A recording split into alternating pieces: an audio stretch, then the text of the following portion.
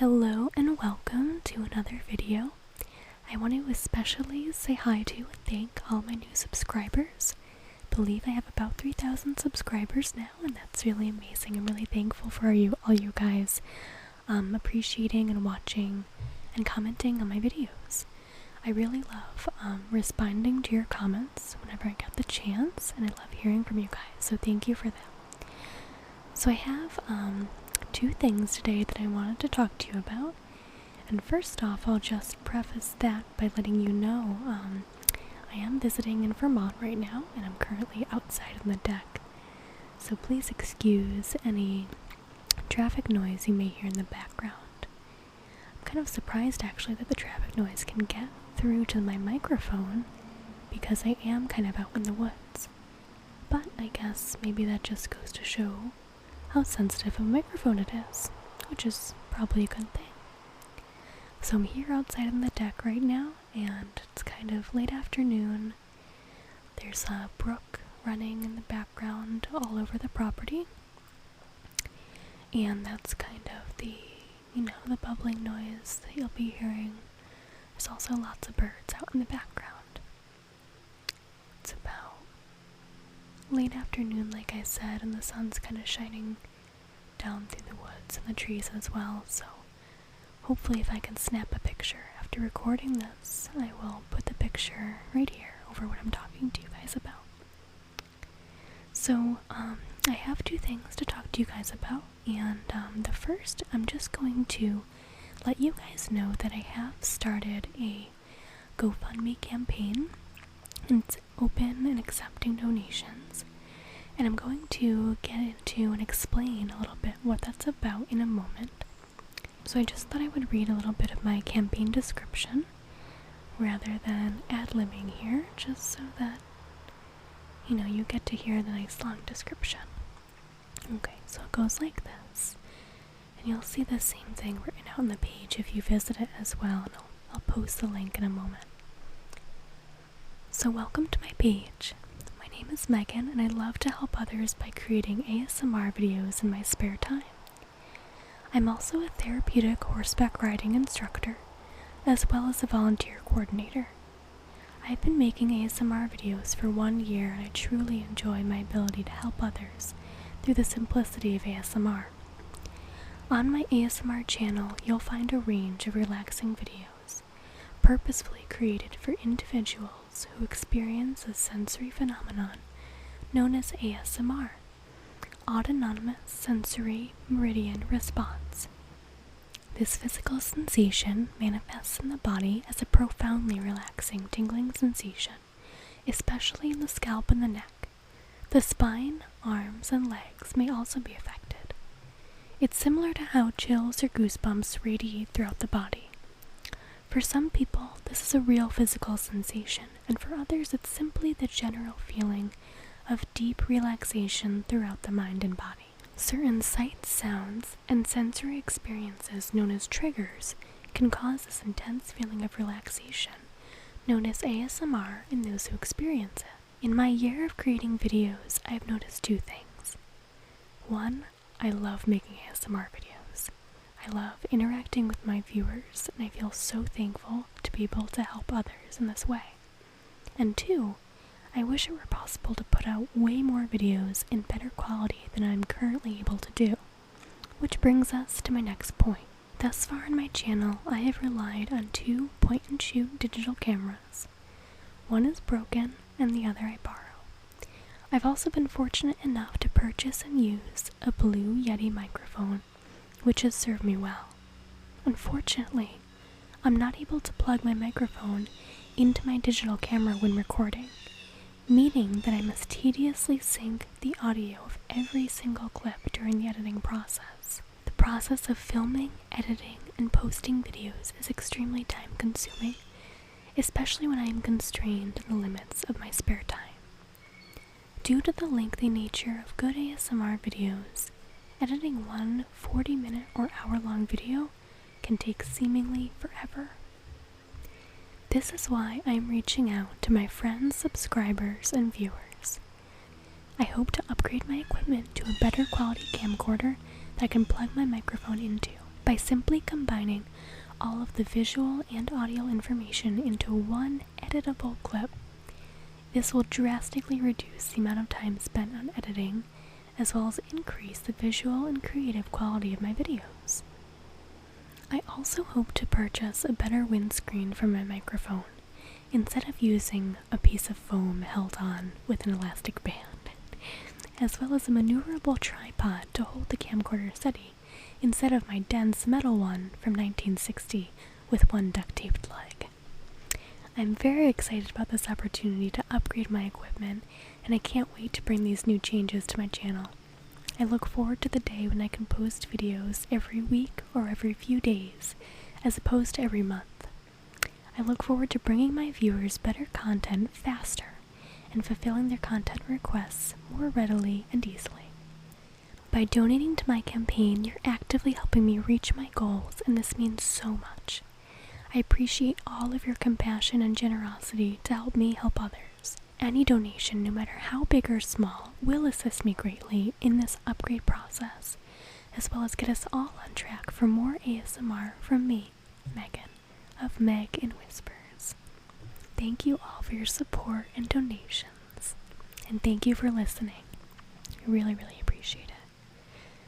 So that concludes my handwritten speech about the subject. Now, I'm also planning to have a subscriber appreciation week at the end of this campaign, in which I post a video every day for every weekday for 5 days. So that's something I'll be working on while this campaign is going on, and once the goal is reached, I will begin posting those videos. So in the meantime, you guys can feel free to leave comments, including any content requests that you might have for those videos. I would really love to fulfill some requests for those videos. It would be great. Okay, now that was the first thing I wanted to talk with you guys about. The second thing is going to be much shorter. It's simply that I want to work on doing a Q&A video, question and answer video. So if you guys have any questions for me, please submit them in the comments of this video, and I'm going to look through and I'm going to gather them all together, and hopefully in one of my upcoming videos I will answer your questions as best I can, and maybe you guys can, find out a little bit more about me and things like that. Okay, so if you guys could just leave those comments, I would be really grateful for those. And I hope you guys enjoy this next video coming up right after this. Okay, again, thank you for listening, and have a good day. Hey guys, hope you're doing really well today. Today I would like to welcome you to our video, and it is going to be all about making salsa and guacamole. So if you like those two things, I highly recommend that you stick around and we'll find out how to make it. Now I do have the ingredients around. I'm going to be going through them very shortly, so I hope you will stick around. Now this is my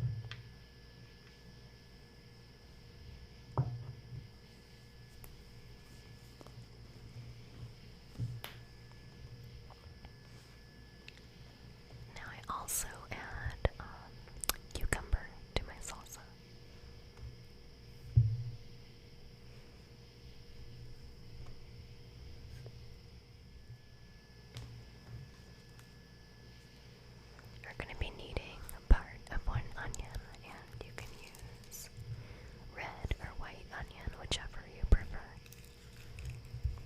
I do have red onion in the fridge, but I just prefer to use this white onion that I purchased a couple days ago, and I want to get to using it soon. I was about to peel off the sticker, but of course, you can just peel off the whole shell of the onion when you cut it open, so I'm gonna skip that part for now.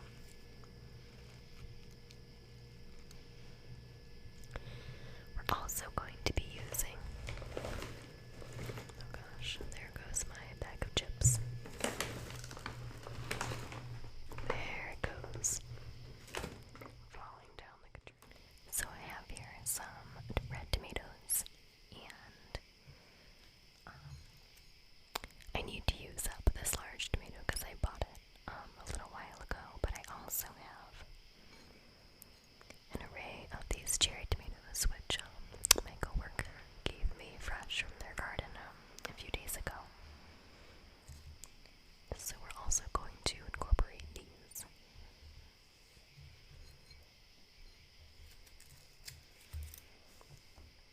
I do like the ones that come with the vine on them because I think they tend to last slightly longer.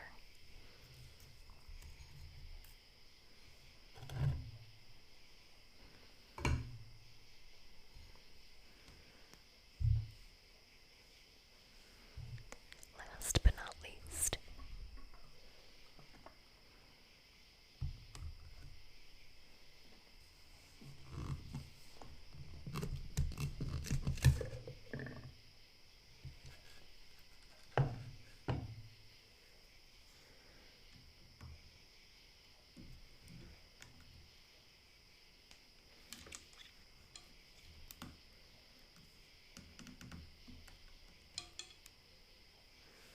we're going to be using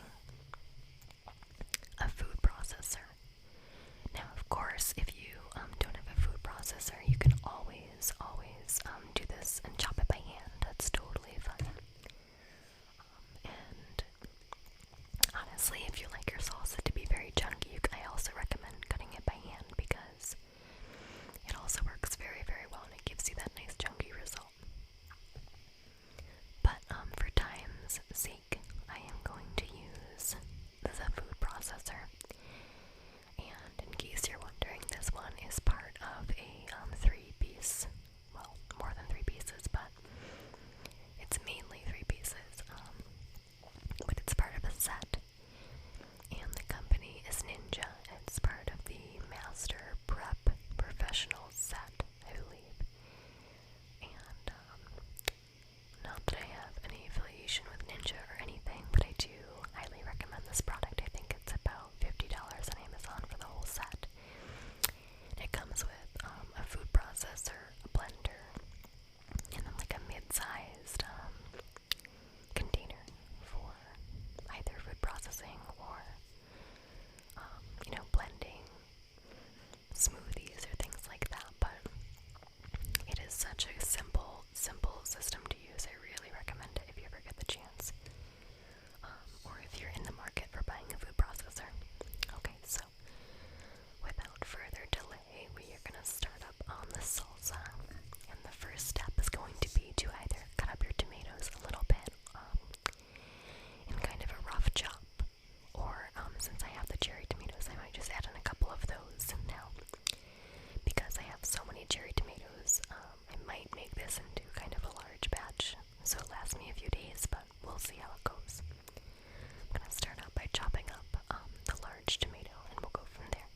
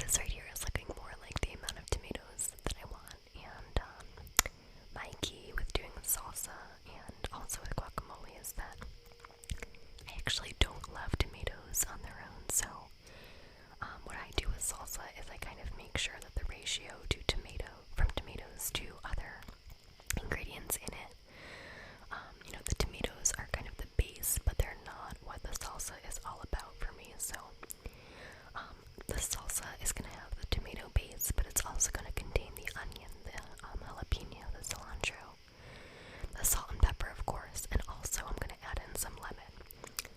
Now, I'm not sure if I showed you before in the beginning, so I apologize for that, but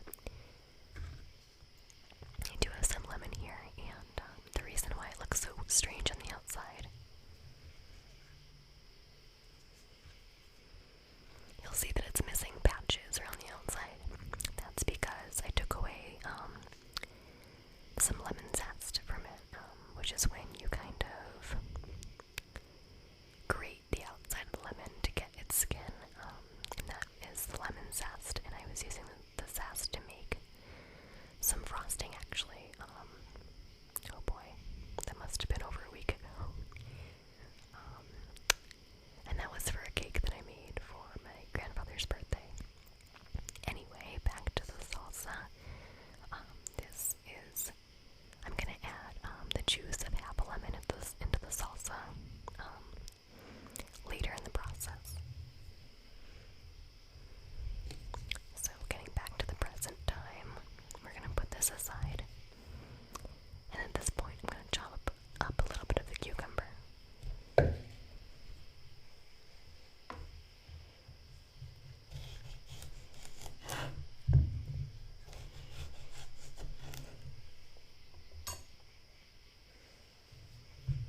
And I'm really not going to use very much.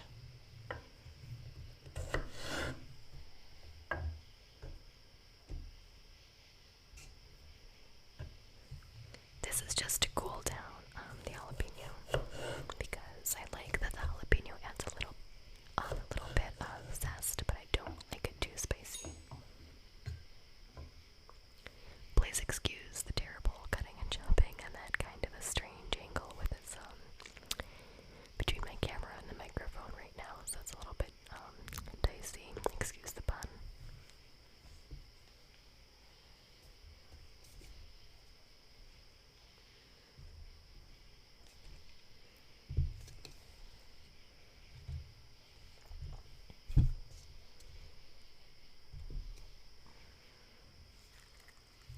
So now I'm going to add in some jalapeno.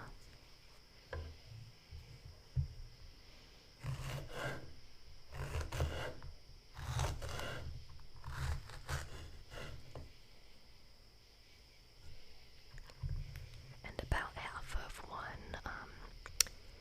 medium-large jalapeno is going to be enough for me. I'm also going to slice out these seeds here and put them to the side.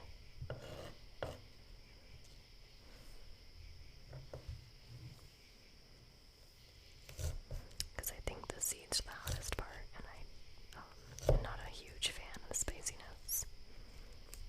So I'm just gonna kind of get this out of there. Now I hope you won't use my cutting techniques in this video as any type of anything to go off of. Do not use me as a role model. It's simply that the angle I'm at between the camera and the mic is kind of difficult to do a great job of chopping right now, so please excuse me for that. With my recipes, it's more about the ingredients, I suppose, than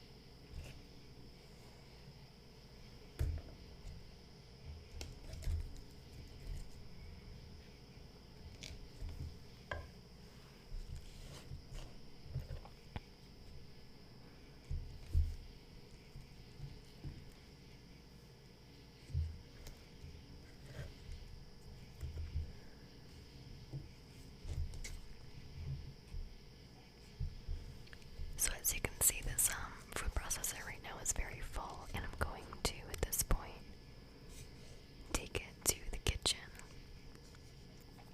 and chop it a little bit. I'll give it a very quick chop in the food processor, and I'll be right back with those results.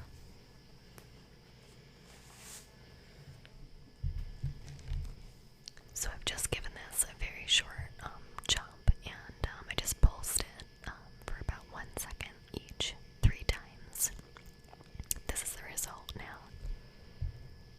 As you can see, there's still a fair bit of coarse chunks in here, and I did not want to go too far, because what happens if you overblend salsa is that the tomato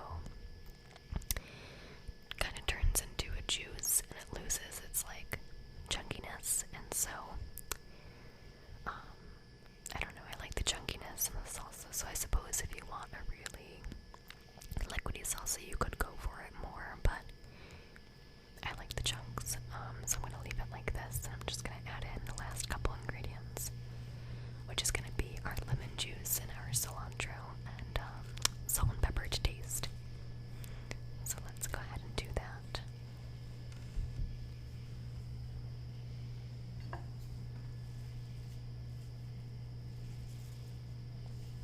Now you want to pick out some cilantro leaves that are, you know, fresh and not dull or brown. So I'm gonna try to do that here. Now I like a lot of cilantro in my salsa.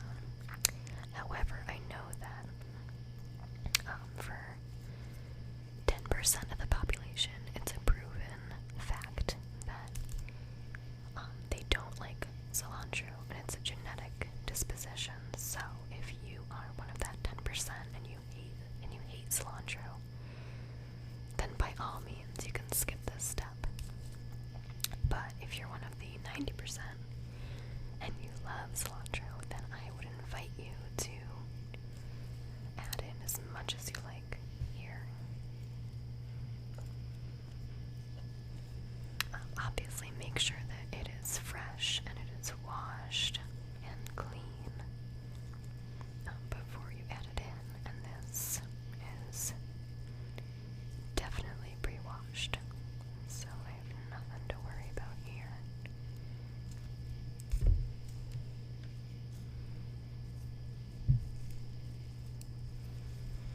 The only thing is that I have to save some for the guacamole I'm going to make later, so I don't want to use too much and use all the good leaves here.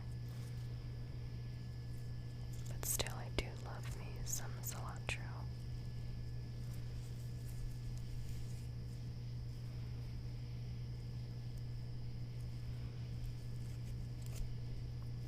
Okay, so that looks good to me.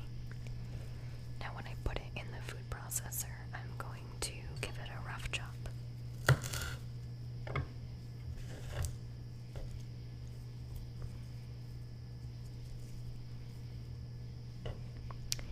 And with cilantro, the stem is perfectly fine to use. In fact, I would encourage you to use the stem because it tastes pretty much exactly the same as the leaves. And it just smells so good too. You know, once you just chop into it and rip it up a little bit, it smells so good. So here I like to spread it around a little bit, and even if I can like push it down toward the blades, that way it like spreads itself out during you know, the quick pulsating of the food chop processor, and I don't have to worry about overblending. So at this point we just need the lemon juice. Now as you can see, this lemon has a bunch of seeds in it, so I'm actually going to go grab my strainer, and I'll be right back. Okay, we are back, and I have the strainer.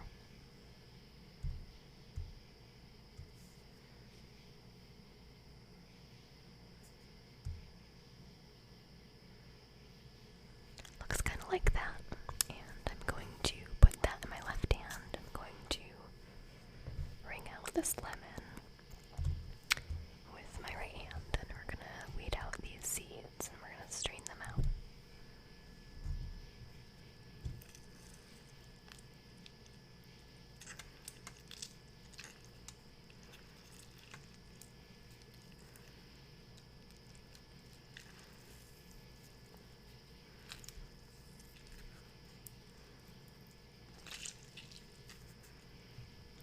is a juicy lemon if I ever heard one.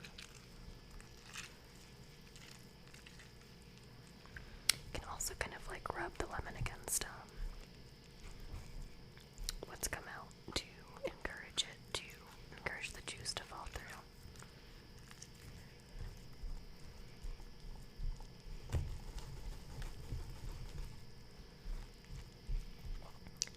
I guess the pulp is what I meant to say.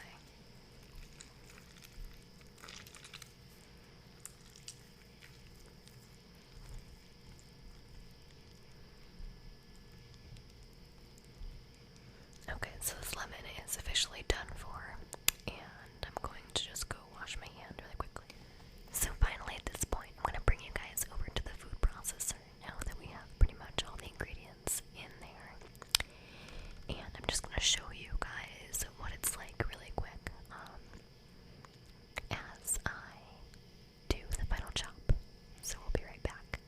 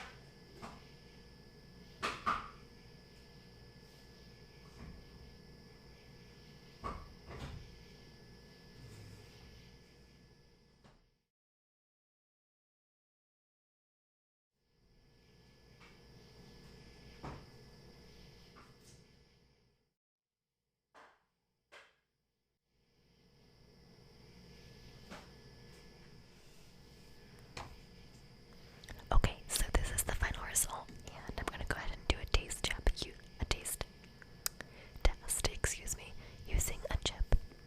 And when you're cooking or creating a dish that is a dip, you always want to do the taste test using what you would to eat it. So like with a guacamole or salsa, you would taste test with a chip because the chip is gonna be pre-salted and pre-seasoned. And the salsa is gonna taste how it's gonna taste on the chip. So they kinda go together. Now if you just taste the salsa plain, you might think, that's not salty enough. Then you would over salt it, and then when you eat it with the chip, you'd be like, that's way too salty.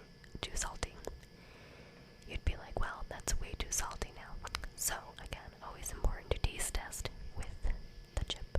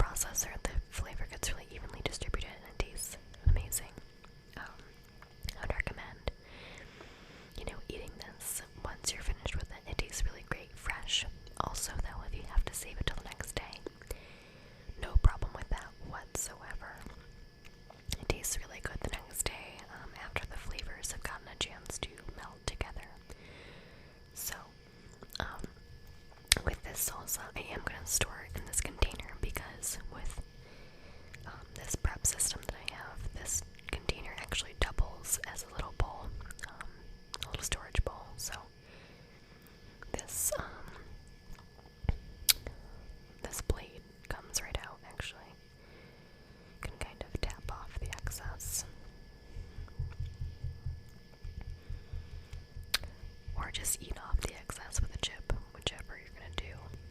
I definitely do the latter all the time. Just gonna put that to the side there, and I'm gonna reach for our little bowl cover.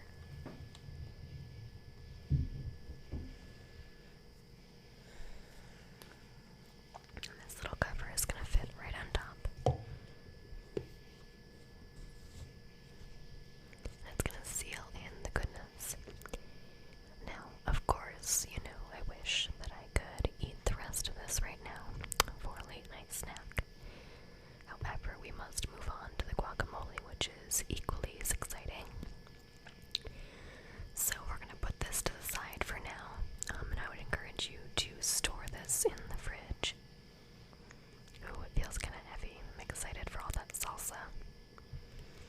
This lasts certainly for a few days also, so even if you make it and you don't eat it all right away,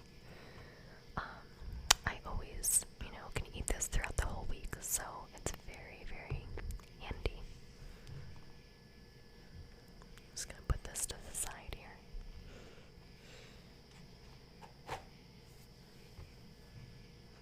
This is also my little handy bowl of blue corn chips. I don't know why I like the blue corn, but I do. Let's see what we can salvage from this blade.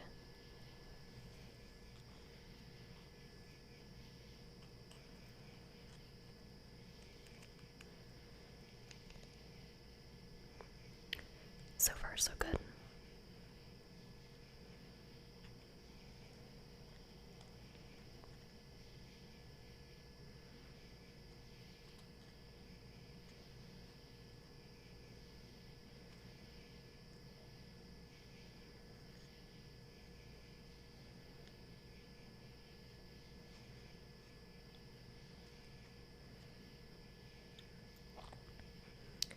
I'll consider that a success as well.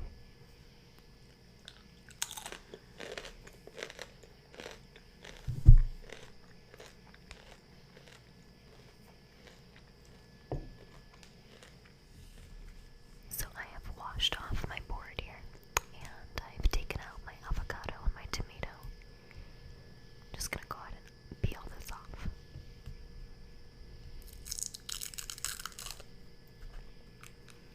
Stick that there in the corner for now.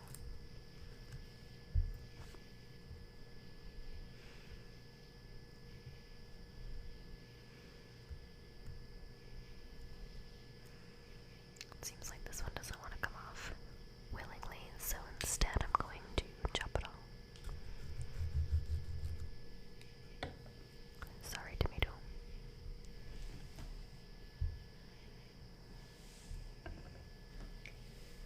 Now for this guacamole, you will need avocados that are ripe. Unfortunately, I only have one today, but normally, to make a larger portion, I would use 2 avocados. This portion is going to be fine for me, though. If you're only making it for one, then 1 avocado is fine. For 2 people, I would do 2 avocados, 3, I would do 3, etc. So, we're going to use an avocado, tomato. If you really like tomato, you can add in more. I also have the leftover onion in this bowl from when we were working on our salsa.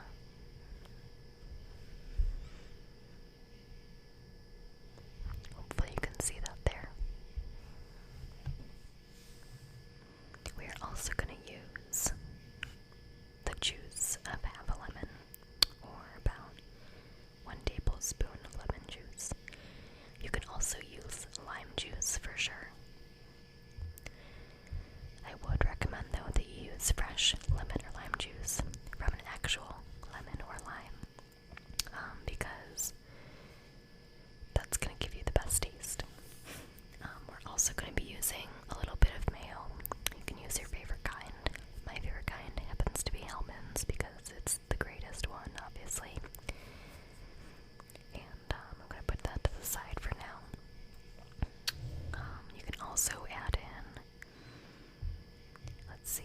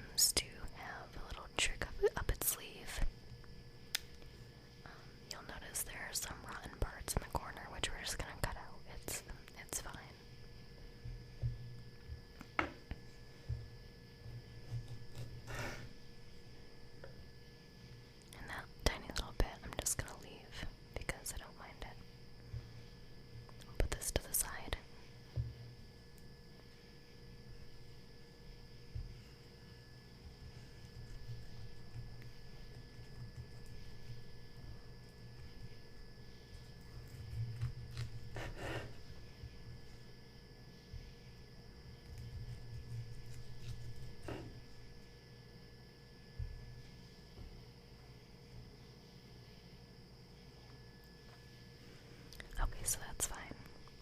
Now we have a bunch of leftover avocado on this bit, as you can see, which can kind of be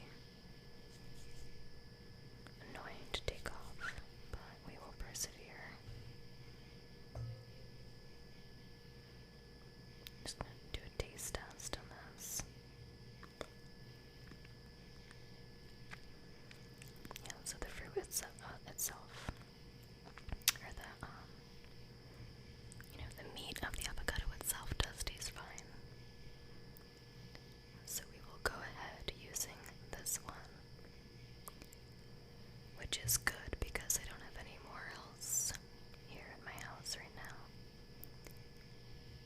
So I'm going to take the good parts and put it on the other side of it. Now if you don't know how to get the bit out of an avocado, then I will show you. You're going to need a steady knife that's kind of solid. You can put your other vegetables to the side. Now this is the part where you're going to want to take your hand away, and you're just going to use this hand.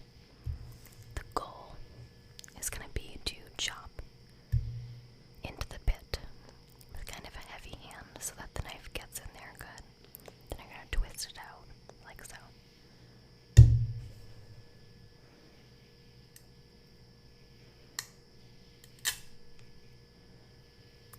Uh-oh.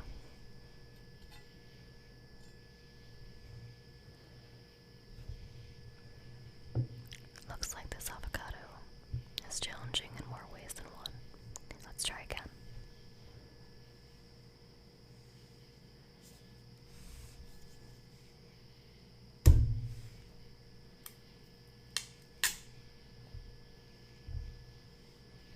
Looks like we're foiled again. That's okay.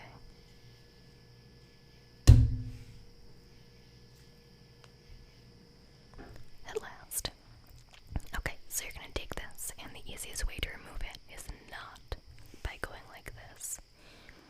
You're going to want to take your forefinger and your thumb and come in on the blunt edge of the blade, and you're just going to gently press. It's going to fall away really easily. So that is that. We're going to put this to the side with the other remnants. And now we are all done with this big knife.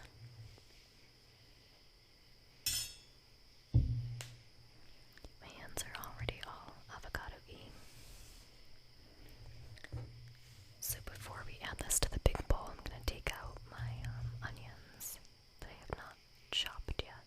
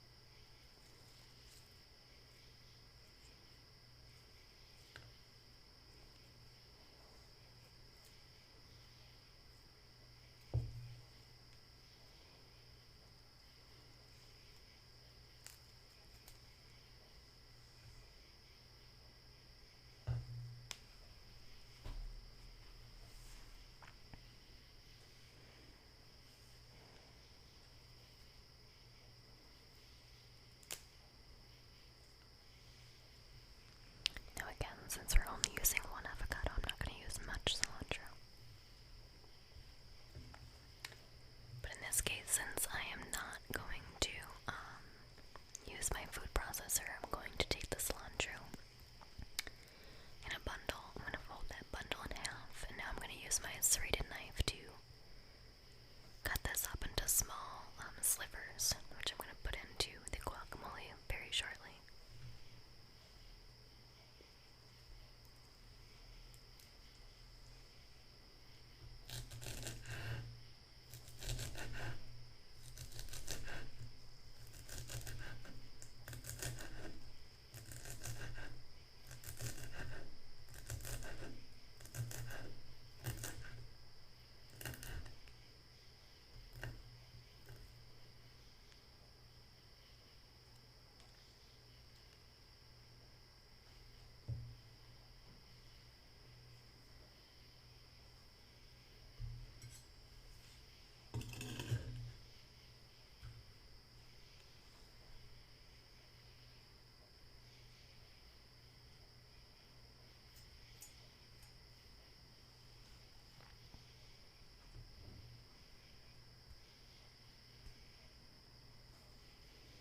No one ever said making guacamole and salsa was a clean job.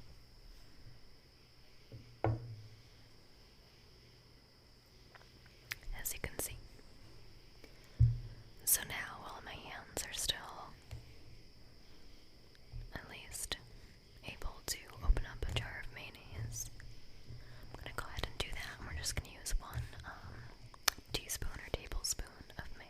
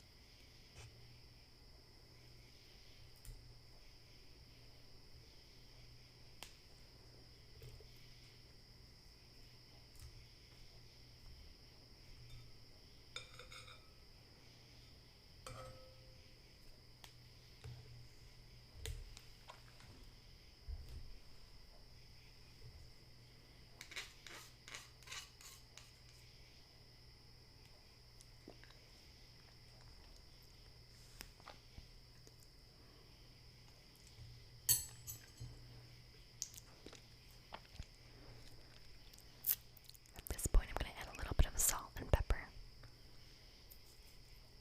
And when I say a little, I mean just a little bit.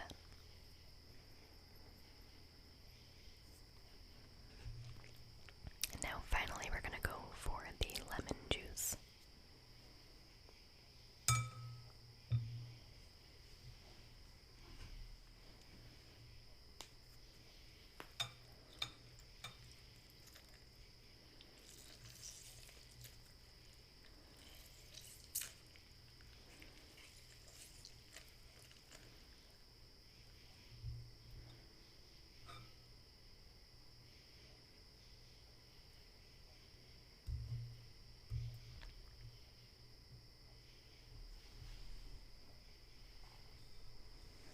So that's going to be enough for me. I'm going to show you what this all looks like before we start hand mixing it.